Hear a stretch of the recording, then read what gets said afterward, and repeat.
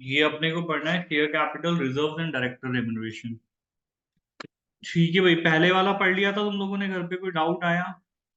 Procedures याद हुए ये तुम लोगों को थोड़े बहुत?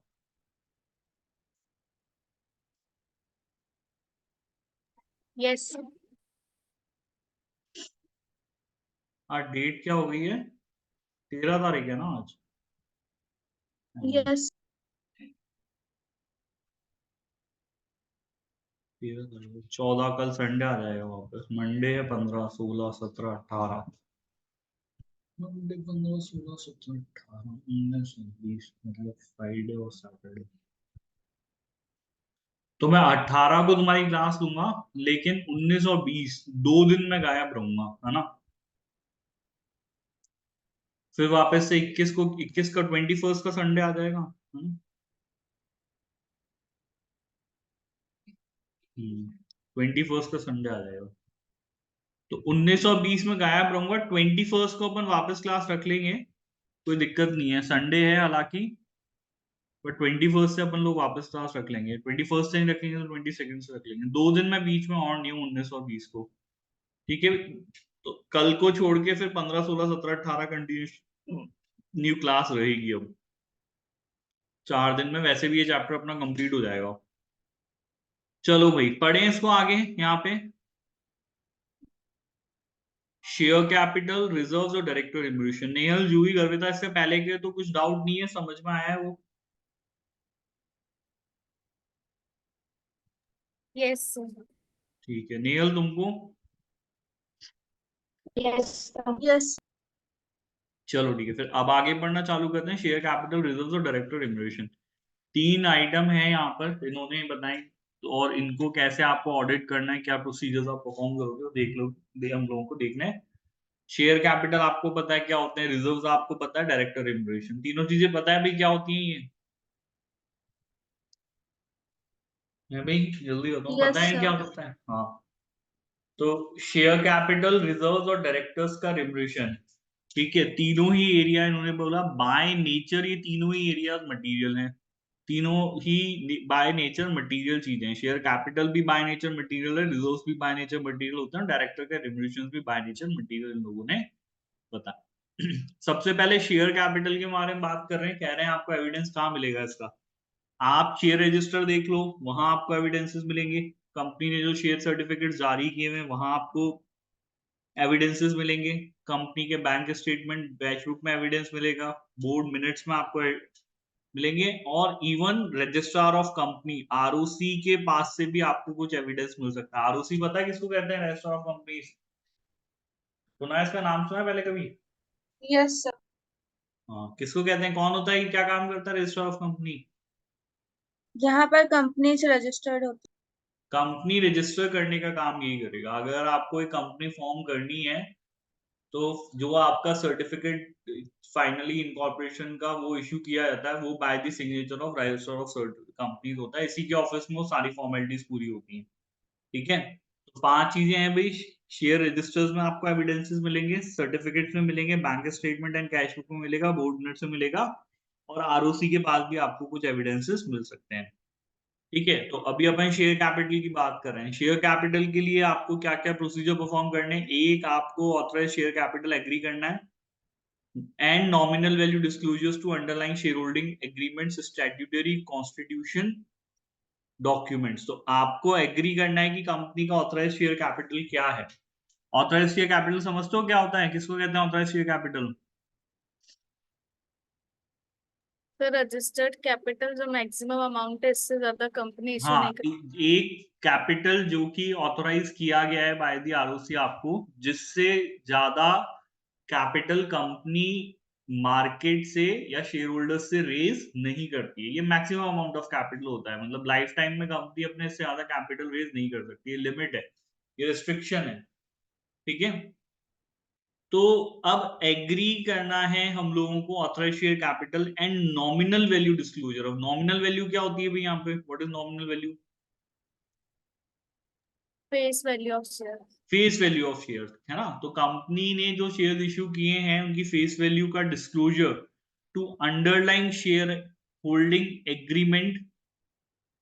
Agreements and statutory constitution document. तो देखो फाइनेंशियल स्टेटमेंट में ये इंफॉर्मेशन दी होती है। फाइनेंशियल स्टेटमेंट्स में देखा है आपने, बैलेंस शीट बनाएंगे तो बैलेंस शीट में बताया होता है कि कंपनी का ऑथराइज्ड शेयर कैपिटल क्या है, इसमें से कितना शेयर कैपिटल इशू किया गया है, कितना सब्सक्राइब किया गया है, कितना उसमें से आपको कैपिटल की वैल्यू रिसीव हो गई है, कितनी अभी भी अनकॉल्ड है, कितनी अभी आपको पेड अप वैल्यू कितनी है, ये सब चीजें दे रखी है, अनपेड वैल्यू कितनी है, सब चीजें दे रखी होती है ना भाई फाइनेंशियल स्टेटमेंट में, यस और नो?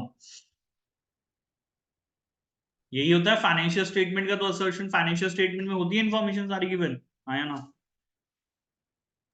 Yes sir. जल्दी बताओ। होती नहीं होती, एक ही बच्चा बोल रहा है, बाकियों को पता नहीं है, इसका मतलब नहीं पता वो इन्फॉर्मेशन फाइनेंशियल बैलेंस शीट में होती ही नहीं होती बेटा, जल्दी बताओ।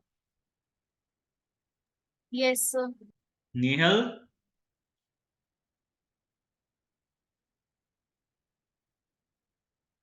नेहल आवाज आ रही मेरी आपको? Yes sir. तो यहाँ पे हम कह रहे हैं कि भाई ऑथोराइज शेयर कैपिटल और नॉमिनल वैल्यू का जो डिस्क्लोजर है, ठीक है, authorise share capital and nominal value का जो डिस्क्लोजर है, कहाँ डिस्क्लोजर होगा? जनरली बैलेंस शीट में। इस चीज को आप कैसे वेरीफाई करोगे? तो वेरीफाई हम लोग करेंगे अंडरलाइन शेयर होल्डिंग एग्रीमेंट से। तो शेयर होल्डिंग का जो एग्रीमेंट आपका अगर कोई हुआ है शेयर होल्डर्स के साथ में, ठीक है, share holding agreement share holders के साथ में किए जाते हैं, ठीक है। And this statutory constitution document, कौन कौन से कॉन्स्टिट्यूशन स्टैट्यूटरी कॉन्स्टिट्यूशन डॉक्यूमेंट्स कौन कौन से होते हैं कंपनी के? Memorandum of memorandum of association. Association and article of association. तो इन डॉक्यूमेंट्स को देख करके और शेयर होल्डिंग एग्रीमेंट्स को देख करके आपको ये एग्री करना है कि कंपनी ने जो ऑथराइज कैपिटल और नॉमिनल वैल्यू का डिस्क्लोजर किया बैलेंस शीट में वो सही है या नहीं है। एक बेटा आप ये प्रोसीजर परफॉर्म कर लो। आ गया प्रोसीजर समझ में? सिंपल सा प्रोसीजर है, आया ना? क्लियर है? चलो नेक्स्ट आए, समझ में आ गया, आया ना? यस और नो? Yes sir. यस। ठीक है। इसके अलावा अगर कैश बुक कैश रिसिप्ट हमने कुछ बताया कि भाई शेयर कैपिटल हमको कैश में रिसीव हुआ है, तो उसके लिए कैश बुक का इंस्पेक्शन किया जाना जरूरी है। From share issues and insure amount not yet received are correctly disclose the share capital called up not paid in the financial statement. तो अगर यहाँ पे आपको बोला कि भाई कैश बुक का इंस्पेक्शन कर लीजिए, ये देखने के लिए कि भाई अगर कोई कैपिटल कॉल्ड किया गया है, मांगा गया है, वो अगर कैश में रिसीव हुआ था तो वो हो गया है या नहीं हुआ है। अगर नहीं हुआ है तो उसको फाइनेंशियल स्टेटमेंट्स में करेक्टली उस चीज का डिस्क्लोजर किया नहीं गया। तो called up and not paid, called up capital और पेड अप कैपिटल में फर्क होता है। कॉल्ड अप होता है 100 रुपए, पेड अप होता है कई बार 80 रुपए। तो 20 रुपए जो होता है वो कैपिटल हो जाता है। वो कौन सा कैपिटल हो जाता है? जो कॉल्ड अप है लेकिन पेड अप नहीं है कैपिटल, उसको हम लोग का डिस्क्लोजर सही होना चाहिए। ठीक है भाई, आगे समझ में? तो आपने कैश बुक एविडेंस इंस्पेक्ट कर लिया इस बात के एविडेंस के लिए कि भाई कैश एक्चुअली आपको शेयर कैपिटल इश्यू करने के अगेंस्ट में हुआ है या नहीं हुआ। ठीक है, नेक्स्ट है बोर्ड मिनट्स आप इंस्पेक्ट कर सकते हैं to verify the amount of share capital issue during the year. तो कितना शेयर कैपिटल इशू किया गया था, इस बात की इंफॉर्मेशन आपको कहाँ मिलेगी? इस बात के एविडेंस आपको कहाँ मिलेंगे? वो बोर्ड मिनट्स जो है वो इंस्पेक्ट करने पे आपको मिलेंगे। वहां से आप ये वेरीफाई कर सकते हो कि बैलेंस शीट में जो हमने इशूड कैपिटल दिखाया है, क्या वो सही में कैपिटल इशू किया गया है नहीं किया, उसकी वेरिफिकेशन हम लोग बोर्ड मिनट्स को इंस्पेक्ट करके कर सकते हैं। ठीक है भाई, आगे समझ में क्लियर है यहाँ तक? यस और नो? Yes sir. ठीक है, तीन ही सिंपल प्रोसीजर बेटा बताएं आपको। ऑथराइज कैपिटल और नॉमिनल वैल्यू के डिस्क्लोजर के लिए आपको शेयर होल्डिंग एग्रीमेंट और स्टैट्यूटरी डॉक्यूमेंट्स देखने हैं, ठीक है। दूसरा, कैश बुक आपको इंस्पेक्ट करना है कैश रिसिप्ट्स के एविडेंस के लिए, और ये इंश्योर करना है कि अगर कोई कैपिटल रिसीव नहीं हुआ है तो उसको प्रॉपर्ली यहाँ पे called up but not paid up में दिखाया है। बोर्ड मिनट्स आपको इंस्पेक्ट करने हैं ताकि आप जो है वो इशूड कैपिटल वेरीफाई कर सके। आई होप सो तीनों पॉइंट्स आप लोगों को याद हो गए होंगे, समझ में आ गए। नेक्स्ट पॉइंट हम लोग पढ़े यहाँ पे। Yes sir. नेक्स्ट इन लोगों ने डिविडेंड्स की बात करी। अब डिविडेंड्स का ऑडिट कैसे होता है वो हम लोग देख लेते हैं। तो इन डिविडेंड्स के बारे में आपको एविडेंस वो भी कंपनी की बोर्ड मिनट्स में मिलेंगे, बैंक स्टेटमेंट्स और कैश बुक में मिलेंगे, डिविडेंड वारंट में मिलेंगे। डिविडेंड क्या होता है? It is part of profit. होता नहीं होता? डिविडेंड किसको कहते हैं? प्रॉफिट का ही पार्ट है जो कि आप अपने शेयर होल्डर्स के बीच में बांटने के लिए तैयार हो गए हैं, उसको हम लोग डिविडेंड कहते हैं, है ना?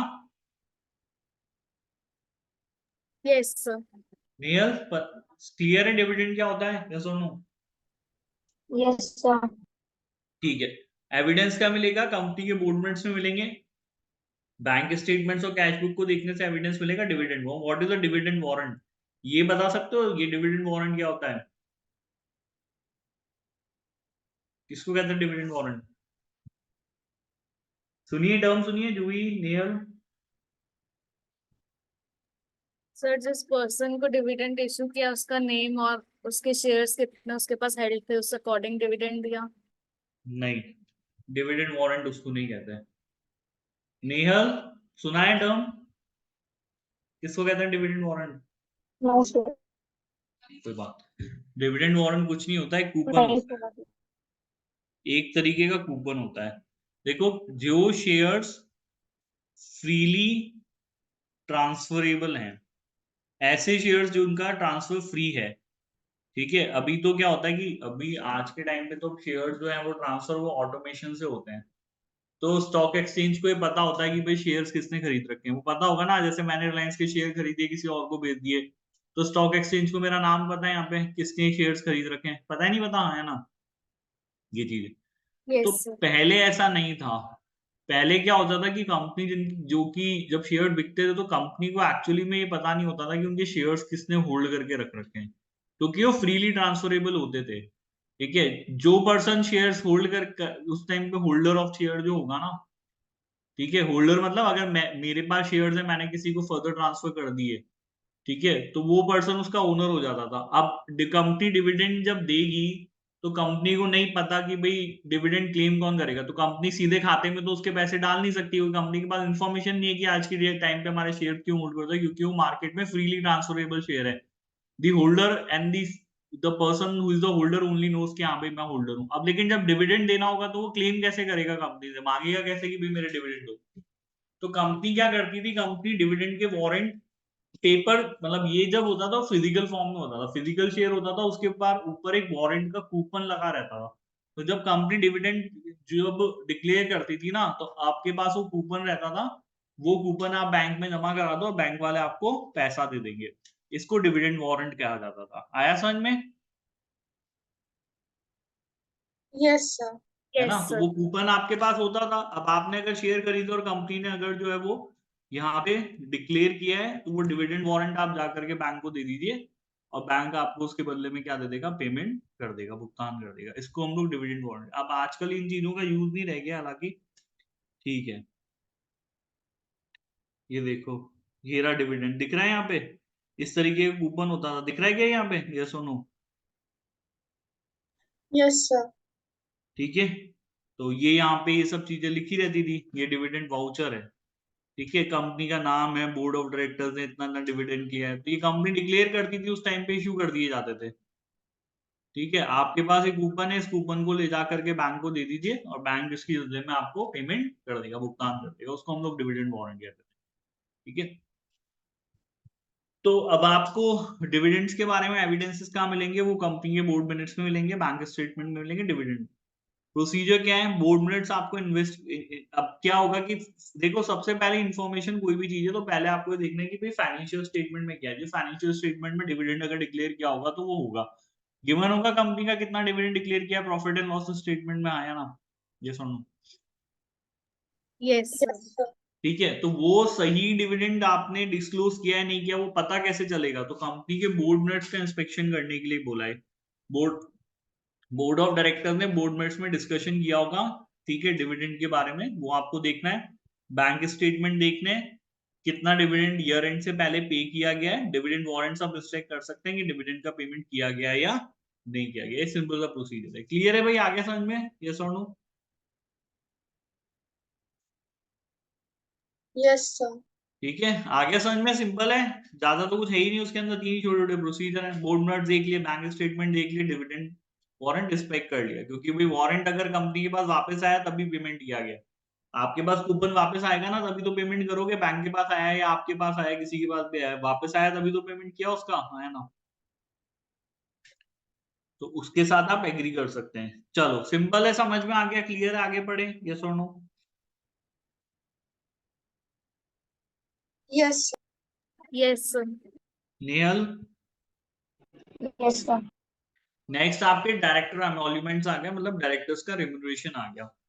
अब देखो ये बहुत अपने आप में नेचर वाइज मटेरियल चीज होती है। हमने देखा है कि कंपनियां कुछ बंद भी हो गई हैं इसकी वजह से। ये अपने आप में बहुत मटेरियल है। क्यों मटेरियल है? क्योंकि डायरेक्टर्स कई बार अपने आप को फायदा पहुंचाने के लिए जो है वो एक्सेसिव रिम्यूनरेशन कंपनी से ले रहे होते हैं, क्योंकि उनको रोकने वाला तो देखो कोई है नहीं, शेयर होल्डर्स तो उनको रोक नहीं सकते। ठीक है, तो वो डायरेक्टर्स इस पोजीशन में है, वो उस पोजीशन को जो है वो मिसयूज करके हो सकता है कि बहुत सारा पैसा विड्रॉ कर रहे हो। ठीक है, अब ये ऑडिटर की ड्यूटी बनती है कि इसको बहुत अच्छे से वो ऑडिट करे और ये देखे कि कहीं ऐसा पैसा जो कि जिसका वो कानूनी रूप से अधिकारी नहीं था, उसके पास राइट नहीं था, कहीं वो इस तरीके की कोई पैसा तो विड्रॉ नहीं कर रहा है एमोल्यूमेंट्स के नाम पे, रिम्यूनरेशन के नाम पे। एमोल्यूमेंट बोलो, रिम्यूनरेशन बोलो, कुछ भी बोलो। तो इसके एविडेंसेस मिलेंगे कितना, कहां से, कि डायरेक्टर्स क्या पैसा विड्रॉ कर सकता है भाई। रिम्यूनरेशन डायरेक्टर का कहां गिवन होगा, कहां गिवन होगा इसका रिम्यूनरेशन? फाइनेंशियल स्टेटमेंट्स में होगा, प्रॉफिट एंड लॉस स्टेटमेंट में होगा। यस और नो? Yes, sir. अब आपको ये देखना है कि भाई ये रिम्यूनरेशन सही से विड्रॉ किया जा रहा है, ये जो विड्रॉ किया जा रहा है ये रीजनेबल अमाउंट है, ये सही अमाउंट है। उसको ऑडिट कैसे करोगे? तो आपको ये देखना है कि सबसे पहले तो डायरेक्टर के सर्विस कॉन्ट्रैक्ट देखो। कंपनी में किसी की भी नौकरी लगती है तो उसके साथ कंपनी एग्रीमेंट साइन करती है, कॉन्ट्रैक्ट साइन करती है, तो उसका सर्विस कॉन्ट्रैक्ट होगा। रिम्यूनरेशन अप्रूव करने के लिए बोर्ड मिनट्स होंगे, बैंक स्टेटमेंट है, पेरोल का रिकॉर्ड्स है, और मैनेजमेंट से रिटर्न रिप्रेजेंटेशन इसके लिए मांगा जा सकता है। प्रोसीजर में आपको directors schedule of directors remuneration split between wages, bonuses, benefits, pension contribution, other remuneration, the financial statement disclose. तो जो फाइनेंशियल स्टेटमेंट में मैनेजमेंट ने डिस्क्लोज किया है ना, वो आपको किससे कंपेयर करना है? Schedule of directors remuneration. कुछ ना कुछ बेटा शेड्यूल होगा डायरेक्टर्स के रिम्यूनरेशन का, होगा ना?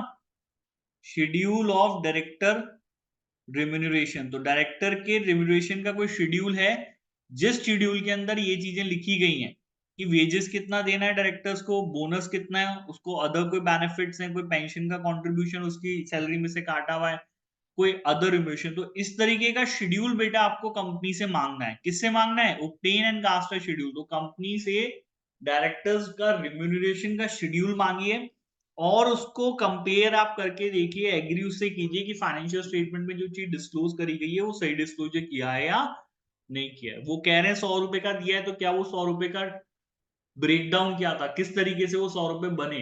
ठीक है, वो शेड्यूल के अंदर आप देखिए और उससे आप फाइनेंशियल स्टेटमेंट का डिस्क्लोजर क्या करेंगे, एग्री करेंगे। आ गया भाई पहला प्रोसीजर, क्लियर है, समझ में आ गई बात यहाँ पे? यस और नो?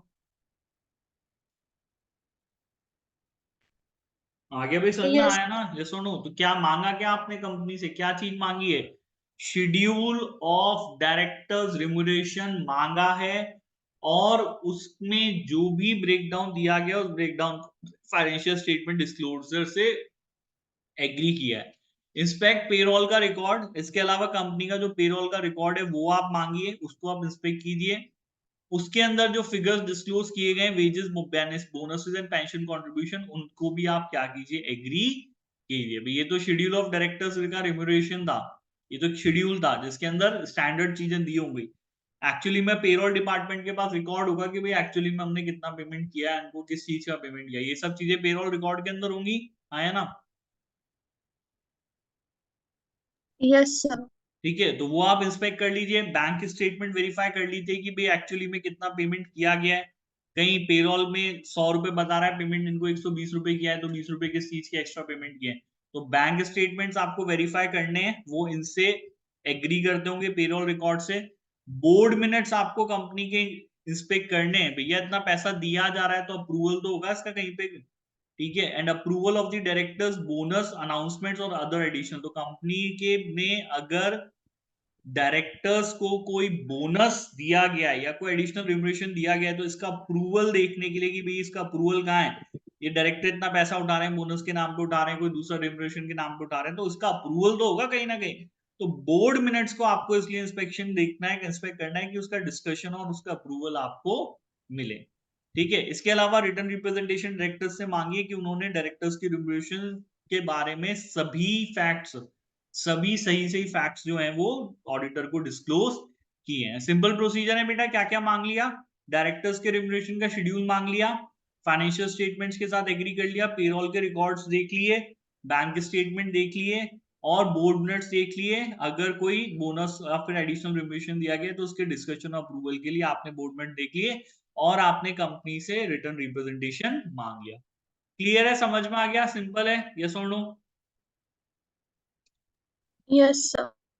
ऐसे ही रिजर्व्स आ गए। रिजर्व्स क्या होते हैं? What are reserves? रिजर्व्स किसको कहते हैं हम लोग? क्या होता है रिजर्व? एक तरीके से कंपनी की सेविंग्स है ये। कंपनी ने अपना प्रॉफिट में से कुछ पैसा बचाया, उसको रिजर्व कहते हैं। सेविंग है ना, जैसे आप अपने घर पे कुछ पैसा कमाओगे तो कुछ पैसा बचा करके रखोगे, उसकी एफडी करा दोगे, उसको उसको म्यूचुअल फंड्स में डाल दोगे, उसकी एसआईपी करा लोगे, उसका गोल्ड खरीद लोगे, उसकी जमीनें खरीदोगे, कुछ भी करोगे, तो वो आपकी सेविंग है। तो ऐसे ही कंपनी अपना कुछ पैसा बचा के रखती है, पूरा प्रॉफिट खर्च नहीं कर देती है। फ्यूचर में, भविष्य में कभी भी बुरी स्थिति, बुरा बुरा टाइम आएगा तो वो पैसा बचाया जो आपने वो आपके काम आएगा। इसलिए हम लोग क्या बनाते हैं? हम लोग रिजर्व बना के रखते हैं। बेसिकली ये अनयूटिलाइज प्रॉफिट है, जो प्रॉफिट कंपनी ने कमाया उसका वो हिस्सा जो आपने यूटिलाइज नहीं किया है, बचा के रख लिया भविष्य के लिए, उसको हम लोग रिजर्व बोलते हैं। क्लियर है, समझ में आ गया यहाँ पे, यस और नो? Yes, sir. ठीक है, अब इसमें तो दो ही, ज्यादा कुछ बताया नहीं है। एक आपको ओपनिंग रिजर्व देखना है, prior to prior closing reserve and reconcile movements. तो कंपनी का ओपनिंग रिजर्व क्या था, क्लोजिंग रिजर्व क्या था, उसमें से कब पैसा निकाला गया, कब पैसा वापस डाला गया, वो जो भी मूवमेंट्स बेटा उस रिजर्व में हुए हैं, जो विड्रॉल्स हुए हैं, जो वापस पैसा डाला गया, वो आपको रिकंसाइल करने। Agree movements reserve to supporting documentation. और जब भी कोई पैसा निकाला गया या डाला गया तो उसके लिए आपको जो भी सपोर्टिंग डॉक्यूमेंटेशन है वो आपको क्या करनी चाहिए, इंस्पेक्ट करनी चाहिए। आ गया समझ में, क्लियर है यहाँ पे, यस और नो?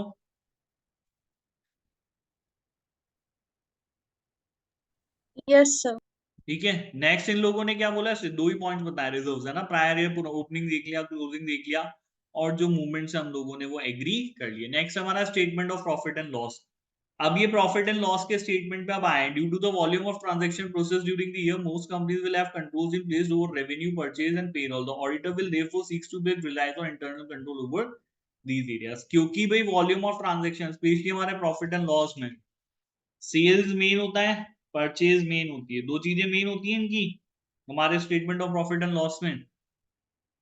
ये मेजर ट्रांजैक्शंस हुए हैं, इनका ट्रांजैक्शन सबसे ज्यादा क्या होगा, वॉल्यूम में होगा, सबसे ज्यादा ट्रांजैक्शन यही होंगे। एसेट्स को लेकर के, लायबिलिटीज को लेकर के इतने सब चीजें अलग होती हैं, लेकिन सबसे ज्यादा जो चीज ऑडिट करने वाली होती है, जिसमें सबसे ज्यादा टाइम आपका खराब होने वाला है, जिसपे सबसे ज्यादा फोकस आपको करना पड़ेगा, वो अपनी परचेज और सेल है, और ये वॉल्यूम्स है। तो इस वजह से इन सेल्स और परचेज के ऊपर जो भी इंटरनल कंट्रोल बनाए गए हैं, ऑडिटर इनके ऊपर क्या करता है, रिलाय करता है। तो हम इनके इंटरनल कंट्रोल टेस्ट करते हैं और उसके ऊपर हम लोग विश्वास करके चलते हैं, क्योंकि इतना सारा वॉल्यूम में काम है, हम एक एक ट्रांजेक्शन चेक नहीं कर सकते, नहीं कर सकते ना, यस और नो? No, sir. नहीं कर सकते। तो इन ट्रांजेक्शन्स को ऑडिट करने के लिए मेनली आपकी जो रिलायबिलिटी है वो आपकी इंटरनल कंट्रोल्स के ऊपर है। लेकिन इसका मतलब ये तो नहीं है कि आप सब्सटेंसिव प्रोसीजर परफॉर्म नहीं करोगे, आपको फिर भी कुछ सेल्स के ट्रांजेक्शन और परचेज के ट्रांजेक्शन और जो आपके पेरोल के ट्रांजेक्शन है वो कुछ आपको टेस्ट करने ही पड़ेंगे। उसका कोई हमारे पास ऑल्टरनेटिव अवेलेबल नहीं है। तो आपको कुछ ना कुछ सब्सटेंसिव प्रोसीजर्स परफॉर्म करने भी है, चाहे भले आपके इंटरनल कंट्रोल कितने भी अच्छे हो, you have to perform the substantive procedure. ठीक है, will be material to find the auditor will likely to perform the substantive analysis in an efficient way of obtaining substantive evidence where controls are working effectively. Some specific test of detail will be performed. तो अब इसमें substantive analytical procedures भी perform करेंगे, test of detail भी perform करेंगे। ठीक है, in addition some evidence will be obtained over the revenue purchase likely through a direct test performed on the corresponding receivable payables। ठीक है, अब आ जाते हैं यहाँ पर हम लोग कि पेरोल सबसे पहले इन लोगों ने यहाँ पे डिस्कस किया है। पेरोल क्या होता है भाई, क्या होता है पेरोल? वो डिपार्टमेंट जो आपके एम्प्लॉयज का रिकॉर्ड रखेगा, जो आपके एम्प्लॉयज के साथ डील करता है। ठीक है, एम्प्लॉयज की सैलरीज के साथ, उनकी अटेंडेंस के साथ जो डील करता है, बेसिकली उस डिपार्टमेंट को हम यहाँ पे क्या कहते हैं, डिपार्टमेंट कहते हैं। ठीक है, ये पेरोल है और बहुत इंपॉर्टेंट है, क्योंकि आपकी मेजर जो सैलरी वैलरी जा रही है वो सब ये डिपार्टमेंट देता है। ठीक है भाई, आ गया समझ में यहाँ तक? पेरोल डिपार्टमेंट क्या होता है, पेरोल क्या होता है, हाँ या ना? Yes, sir. ठीक है, तो focus of testing of payroll is completeness accuracy. अब फोकस हमारा कंप्लीटनेस एक्यूरेसी एंड अकरेंस पे होगा। एक हमें देखना है कि भाई पेरोल से संबंधित रिलेटेड सारे ट्रांजेक्शन रिकॉर्ड किए गए, एक्यूरेटली रिकॉर्ड किए और वो ट्रांजेक्शन अकर हुए हैं, एक्चुअली में वो ट्रांजेक्शन हुए हैं। ठीक है, अब इनके लिए एविडेंस क्या मिलेगा, क्या क्या चीजें देखनी मिलेगी। एक तो पेरोल का कंट्रोल अकाउंट देखिए, पेमेंट की लिस्टिंग देखिए, पे स्लिप्स देखने पड़ेंगे, एम्प्लॉयमेंट के कॉन्ट्रैक्ट, मतलब एम्प्लॉयमेंट जो एम्प्लॉयज के साथ कॉन्ट्रैक्ट किए गए कंपनी ने, हार्डली रेट्स ऑफ पे, अगर बाय चांस जैसे फैक्ट्री में लोग काम करते हैं तो उसको आपको पर हार के हिसाब से कितना पे करते हो, टाइम शीट्स होंगी, बैंक स्टेटमेंट्स हैं, स्टार्टर्स एंड लीवर्स फॉर्म्स, कोई नौकरी छोड़ के चला गया, किसी ने ज्वाइन कर ली, तो वो फॉर्म्स आपको देखने, these are the sources of evidence. ठीक है भाई, याद हो जाएंगे ये। क्या क्या देखा सर, पेरोल का कंट्रोल अकाउंट देख लिया, पेमेंट लिस्टिंग देख ली, पे स्लिप्स देख ली, कॉन्ट्रैक्ट ऑफ एम्प्लॉयमेंट देख लिए, हार्डली रेट ऑफ पे क्या है, टाइम शीट है, बैंक स्टेटमेंट है, स्टार्टर्स एंड लीवर्स फॉर्म्स है। ठीक है भाई, क्लियर है। 1 2 3 4 5 6 7 8 9 9 आइटम है, जिनको 9 आइटम ऐसे जहां से आपको एविडेंसेस मिलेंगे। ठीक है, आगे बढ़े, यस और नो। Yes, sir. ठीक है, अच्छा, दो चीज यहाँ पे इन्होंने अंडरस्टेटेड पेरोल कब है और ओवरस्टेटेड कब है, ये हम बता देते हैं। तो अंडरस्टेटेड कब होता है, when it is understated. Payroll आपका बेटा अंडरस्टेटेड है when all the transactions are not recorded, तो वो understated. Employees who should have been paid have not been paid, who should have been paid him, तो अगर सब जिन एम्प्लॉयज का payment भुगतान आपको कर देना चाहिए था वो अगर आपने नहीं किया है, 100 रुपए सैलरी बनती है, ठीक है, आउटस्टैंडिंग 80 रुपीज का पेमेंट कर दिया, 20 रुपीज का पेमेंट नहीं किया, ये हो गया अंडर स्टेटमेंट, क्योंकि आपको ये रिकॉर्ड करना चाहिए। If it is not recorded, ये अंडर स्टेटेड है, क्योंकि पेमेंट एक्चुअली 80 रुपए की है और आपने रिकॉर्ड इसको ही कर रखा है खाली, तो ये अंडरस्टेटेड है 20 रुपए से। 20 रुपए का पेमेंट दिख नहीं रहा ना, पेमेंट तो 100 रुपए का करना चाहिए था, नहीं भी किया है तो एटलीस्ट उसका आउटस्टैंडिंग दिखा दिए। तो अगर एम्प्लॉयज पेरोल आपका अंडरस्टेटेड है, वो तब है जब सबको पेमेंट करना चाहिए था और नहीं किया गया है। ओवरस्टेटेड है फिक्शियस एम्प्लॉयज और employees who know longer work for the entity of it. Overstated, payment 100 रुपए का बनता है लेकिन हमने 120 रुपए बताया, ये 20 रुपए किसको पेमेंट किया है, ये फिक्शियस लोगों को पेमेंट किया है, फिक्शियस एम्प्लॉयज हैं। कौन है ये हमारे, फिक्शियस। फिक्शियस मतलब ऐसे एम्प्लॉय जो कि एक्चुअली में एग्जिस्ट नहीं करते हैं, उन एम्प्लॉयज को फिक्शियस एम्प्लॉय कहते हैं। तो 100 का पेमेंट होना था, ये एक्चुअल है, लेकिन आपने अपनी बुक्स में 120 रुपए दिखाया, कैसे दिखाया, फिक्शियस एम्प्लॉयज बना करके दिखाया। आया समझ में, इससे हमारे एक्सपेंसेस बढ़ जाएंगे, हमारे प्रॉफिट्स कम हो जाएंगे, फर्जीवाड़ा हो गया। क्लियर है, आ गया समझ में, यस और नो। Yes, sir. तो अंडरस्टेटेड सर, जब सबका पेमेंट करना चाहिए था नहीं किया, तो अंडरस्टेटेड। ओवरस्टेटेड, जब जिन एम्प्लॉयज का पेमेंट करना था उनसे ज्यादा एम्प्लॉयज का आपने पेमेंट कर दिया। 100 में से 80 का पेमेंट किया, अंडरस्टेटेड। 100 की जगह 120 का पेमेंट किया, ओवरस्टेटेड। इतना सा समझ लो। क्लियर है, अंडरस्टेटेड ओवरस्टेटेड, हाँ या ना। Yes sir. ठीक है, नेक्स्ट आ जाते हैं मिस स्टेटेड। मिस स्टेटेड तो कुछ भी हो सकता है, कोई भी अगर कैलकुलेशन की मिस्टेक या एरर है तो मिस स्टेटेड है। एरर तो कुछ भी हो सकती है, वो मिस स्टेटेड है। अब प्रोसीजर्स क्या क्या करेंगे परफॉर्म, वो हम लोग देख लेते हैं। सबसे पहले तो टोटल वेजेस एंड सैलरीज आपको एग्री करनी है as per the payroll control account to the general ledger and the financial statement. तो टोटल वेजेस फाइनेंशियल स्टेटमेंट में दिख रही है कि टोटल वेजेस हैं और सैलरीज दिख रही है, तो आपको ये जो टोटल वेजेस और सैलरीज दिख रही हैं इनको कंपेयर करना है किसके साथ, पेरोल कंट्रोल अकाउंट को आपको जनरल लेजर के साथ क्या करना है, कंपेयर करना है। ठीक है, पेरोल कंट्रोल अकाउंट बनाया आप लोगों ने कभी अकाउंट्स में अभी तक नहीं बनाया, बनाया नहीं बनाया,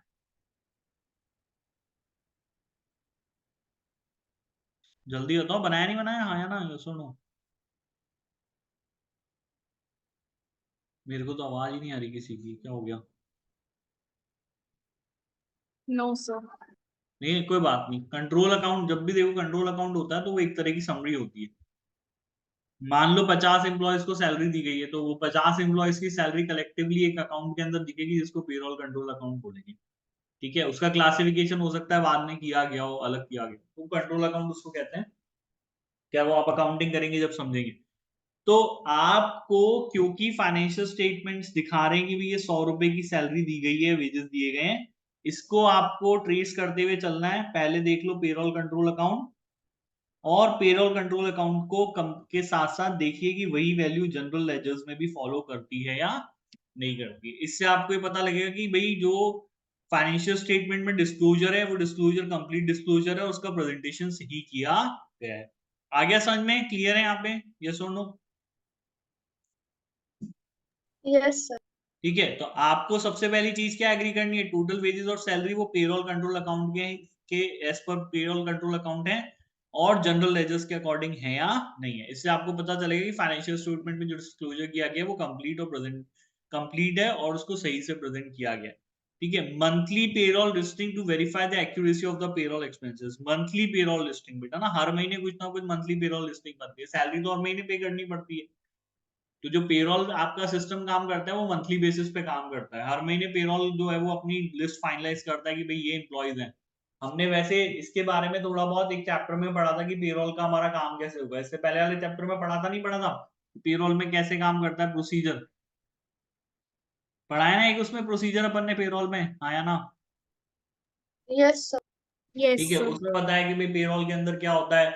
एक डिपार्ट जो सबसे पहले पेरोल मैनेजर है या टाइम क्लर्क्स हैं, वो क्लर्क्स हैं, तो वो अपने पूरे महीने की रिकॉर्डिंग करते हैं, फिर उसका उसके हिसाब से शीट बना के अटेंडेंस शीट बनती है, अटेंडेंस शीट के बेसिस पे या टाइम शीट बनती है, टाइम शीट के बेसिस पर पेरोल की उनकी काउंट कैलकुलेशन होता है, फिर वो कैलकुलेशन अप्रूव होता है, फिर डिपार्टमेंट में आता है अकाउंट डिपार्टमेंट में, अकाउंट डिपार्टमेंट में फिर उसको अकॉर्डिंगली वेरीफाई। तो वो एक पूरा प्रोसीजर है जो हर महीने फॉलो होगा। तो उस फॉलो प्रोसीजर को आपको जो पेरोल लिस्टिंग बन रही है वो आपको मंथली जो पेरोल लिस्टिंग है वो आपको वेरीफाई करनी पड़ेगी। उससे आपको एक्यूरेसी पता चलेगी पेरोल एक्सपेंसेस की भी, क्या जो पेरोल एक्सपेंसेस यहाँ पर दिखाए गए हैं वो एज पर पेरोल लिस्टिंग है या नहीं है। उससे आप एक्यूरेसी वेरीफाई कर सकते हो बेटा। ठीक है, आगे समझ में क्लियर है यहाँ पे? यस और नो?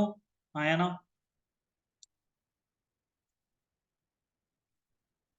Yes, sir. ठीक है, तो cast the monthly payroll listing to verify the accuracy, recalculate the gross and net pay for sample of employees and agree to the. अभी कह रहे हैं एम्प्लॉइज का सैंपल लीजिए, 10 15 20 एम्प्लॉइज उठाइए और उनकी ग्रॉस पे और नेट पे खुद से कैलकुलेट कीजिए और देखिए कि एज पर पेरोल रिकॉर्ड वो सही जो है वो एग्री कर रहे हैं आपस में एक दूसरे से या नहीं कर रहे। उन्होंने तो कैलकुलेट किया हुआ ही है, लेकिन आप खुद से वापस से उनकी ग्रॉस और नेट पे क्या कीजिए, कैलकुलेट कीजिए। ग्रॉस और नेट पे के बीच में क्या डिफरेंस होता है पता है क्या आपको? ग्रॉस और नेट पे में क्या डिफरेंस होता है? एडिशन नहीं पता? ग्रॉस और नेट पे में क्या डिफरेंस होता है? हाँ या ना?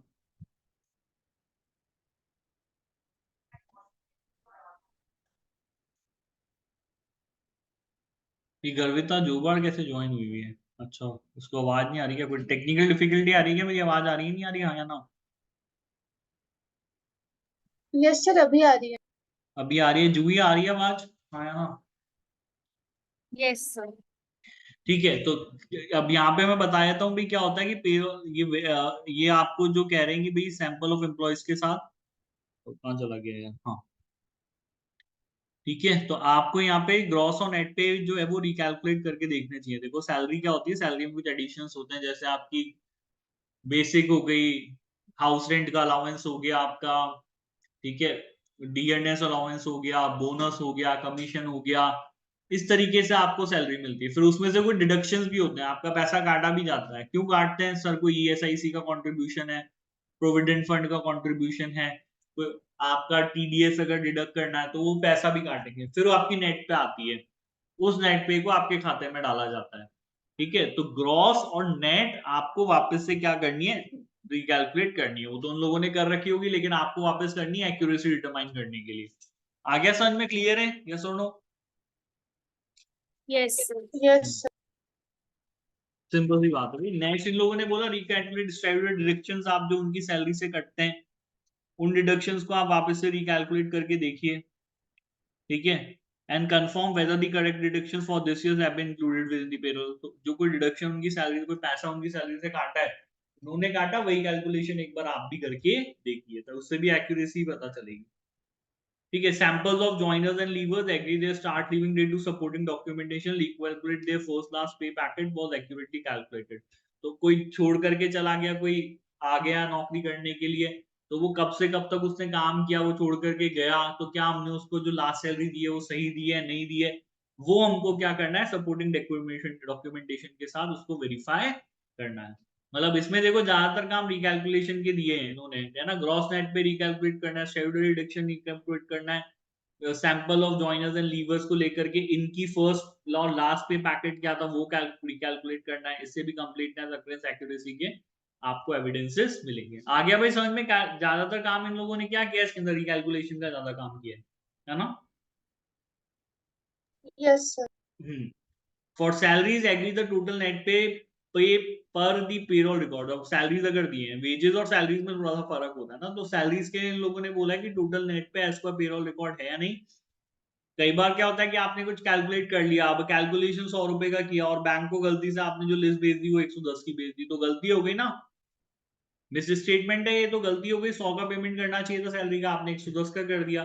तो ये कह रहे हैं कि दोनों को एग्री करो, ठीक है। टोटल नेट पे देखो कि पेरोल रिकॉर्ड के हिसाब से टोटल कितना है। अगर 100 रुपए टोटल है तो बैंक को जो स्टेटमेंट दिया होगा वो भी 100 रुपए का ही होना चाहिए, वो कम का नहीं होना चाहिए, वो ज्यादा का नहीं होना चाहिए। ये आपको प्रोसीजर परफॉर्म करना है, ठीक है। आया समझ में? क्लियर है यहाँ पे? यस और no? yes yes, sir.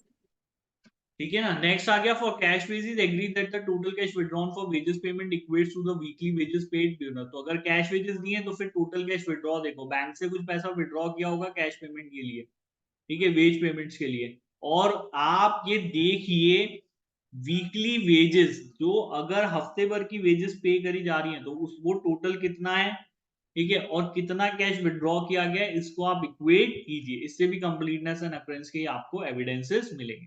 Agree the year end tax liability to the payroll record और subsequent payment to the post year. अच्छा, टैक्स लायबिलिटी भी देखिए कि सही है या नहीं है to the payroll records. Payroll records के हिसाब से जो टैक्स लायबिलिटी बनती थी वो हमने टैक्स डिपार्टमेंट को जमा कराई है या नहीं करी है। Subsequent payment to the post year end cash book. तो पेमेंट जनरली टैक्स लायबिलिटी का बाद में किया जाता है, ये बात आपको पता होगी। क्या होता है कि जब आप जॉब करते हो तो आपकी सैलरी में से टीडीएस काट के पहले ही इनकम टैक्स डिपार्टमेंट को जमा करा दिया, वो ईयर एंड में नहीं होता है। आप एम्प्लॉय हो तो इनकम टैक्स वाले आपसे पैसा नहीं मांगेंगे, वो तो उन्होंने आपकी कंपनी को पहले बोल दिया भैया इसकी सैलरी में से टीडीएस आप पहले से जमा करा दो।